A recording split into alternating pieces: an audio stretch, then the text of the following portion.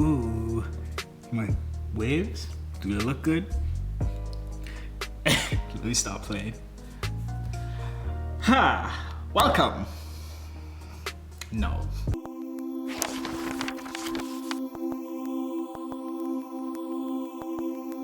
Hey guys, it's your International Student Guide here, and welcome. This is a new segment where we will be discussing living in the US, how to get along with your roommates and making the best out of your living conditions.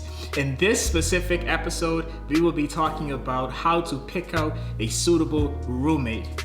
But if you haven't already, please hit that subscribe button. It will really do a lot with helping this channel grow. So let's get right into it. I personally have had 6 different roommates in different conditions. I have lived in a 2-bedroom apartment. I have lived in a single bedroom apartment. I have lived in a 3-bedroom house. And I've lived in the dorms. I don't know if I said that already. So moral of the story is I've had quite a bit of experience in different living conditions and living with different kinds of people, and being a resident assistant in the past really exposed me to a lot of different kinds of people and different kinds of roommates, and also how people interact. I've had to resolve a lot of domestic issues between roommates and between neighbors. And so using this from my past experience, I'm going to elaborate to you guys some of the rules and some of the things that you should really be mindful of when you're picking out a roommate, whether that's you guys are signing a lease together or you guys are moving into a dorm room together. It doesn't matter. These rules should apply across the board. First things first is that a friend doesn't always equate to a good roommate, okay? I've seen and I've personally experienced where someone that I was pretty close and good friends with, after becoming roommates, we ended in turmoil. We got into a disagreement, and it was really petty, and I didn't think much of it. But he took it really. I didn't know that he took it so offensively, or else I would have resolved it. But he didn't talk about it. He just isolated himself, and we grew distant. And after the term ended from us being roommates, we never spoke again. He blocked me on almost all social platforms because of the disagreement. So yeah, be mindful of that. If you know this person personally and you guys are good friends, you need to really think if you guys are compatible before you decide to become a roommate with them, because you could possibly ruin a good friendship. And on the flip side, I've also seen people who didn't necessarily communicate with one another before they became roommates are now close friends from actually getting to know one another. So the second tip is to write a list of core values about you. Certain things about you that are a deal breaker. Like for me, I don't do drugs, I don't smoke. I might casually have a drink here and there, but I'm definitely not an alcoholic, so an excessive drinker is a no-go for me. I'm a quiet person. Like some people like the TV on when they go to sleep. Me, personally, I like the TV off. I like complete silence. So I wouldn't get along with someone who's nocturnal, like they live at night. Someone like that would not be compatible with me. So you need to figure out certain things that you need to outline that if this person does not have, that's an automatic no for you. So create a list of do's and don'ts for the other roommate. Next is a bit of self-evaluation. You need to give an honest opinion about yourself. How good of a roommate are you? Are you cleanly? Are you argumentative? Like, is it easy to get along with you? So understand your tolerance level. So understand that, okay, if you're not the easiest person to get along with, then maybe you need to find a roommate who is more tolerable of your tendencies.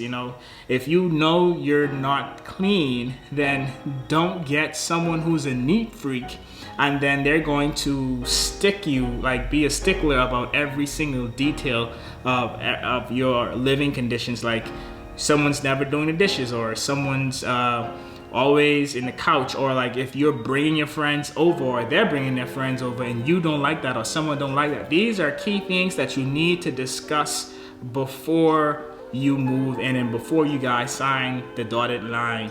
Like, do a personality quiz to see how compatible you are. These are important questions that you need to answer before moving in, or else it will be chaos as the semester progresses. So next is that you want to set boundaries around the house and understand what are going to be the terms of the condition. Who's going to pay rent? How are you guys distributing the bills? Is someone going to be specifically designated for a particular bill? Or are you guys going to simply just split it 50-50? When someone brings their friend over, is the other person allowed to come outside and interact with them? Do you guys have designated days to do this? Like, it's good to have a really good understanding of these conditions or about the house and how it's carried out. Cleaning schedule. Who's going to clean what on what day? Or is it simply just clean up behind you and you guys alternate between the chores around the house, or what? It's good to figure these kinds of things in terms of the living conditions and the boundaries that you guys set. Is someone allowed to go in your room? What about touching your cooking, your pots, your pans and stuff like that? Is it like you get your own stuff, or are we allowed to share? These are very, very important because you don't want to get comfortable using someone else's stuff when they don't like their stuff being touched. It creates conflict and high tension within the apartment, and that's mainly due to miscommunication. You know, if you guys can communicate these things to one another before you move in or before you begin to interact, it's going to make things a lot easier, because you know you're probably from somewhere different from where they are, and there's difference in culture. And even if you guys are from the same culture, there's difference in how you were brought up and your family dynamics. And so like what you may take personally, they may not, and something that you may not think much of, someone might really be offended by it. And so don't assume. You know, it's always good to explicitly ask and really form a bond and clear understanding of how the dynamics are going to work. Lastly, for this segment, is to get a written agreement on everything. So I made a grave mistake on letting someone stay by one of my previous apartments on good faith that they would pay their part. Well, they didn't, and legally they were allowed to stay because they made one payment.